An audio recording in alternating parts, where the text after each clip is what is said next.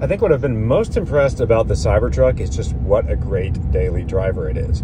So, you know, from the inside, it's incredibly comfortable. It's one of the quietest cars I've ever been in. It's like a catacomb, which is great. The sound system's amazing, but just the ease of driving, right? I cut like 2 or 3 minutes off of my 20-minute trip to the gym, even though I'm not necessarily speeding. Just the fact that you can zip from light to light so quickly, and then it really is less stressful, right? When in heavy traffic, because it's just so effortless.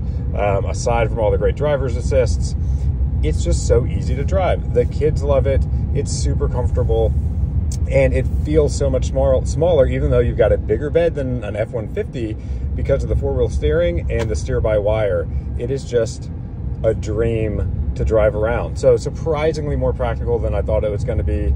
And again, it's just so smooth and easy just to hop in and zip around town. But then of course, road trips, great too. Again, incredibly comfortable seats. I was concerned about the seats. In a lot of the videos you see, you're like, how is that headrest going to work for everybody?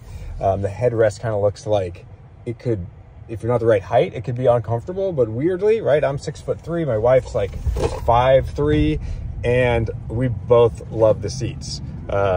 So really hard to beat. The off-road capability, as more information comes out and more videos, incredibly off-road capable. Front and rear lockers, great ground clearance. They're continuing to tune the software on that.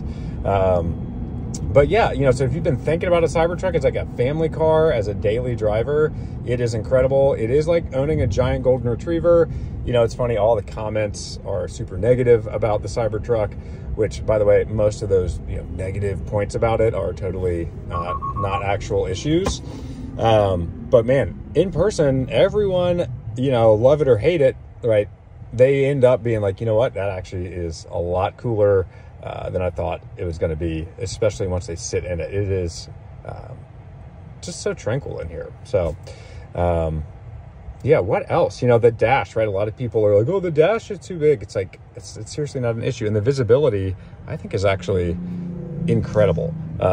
So, I mean, even for like driving up in the mountains, it's nice, right? You've got this huge sort of landscape view of everything. So it's all these tiny little elements that really add up. The ventilated seats, right? They work really, really well. They're quiet too. A lot of ventilated seats are super noisy and don't give a lot of airflow. These have tons of airflow.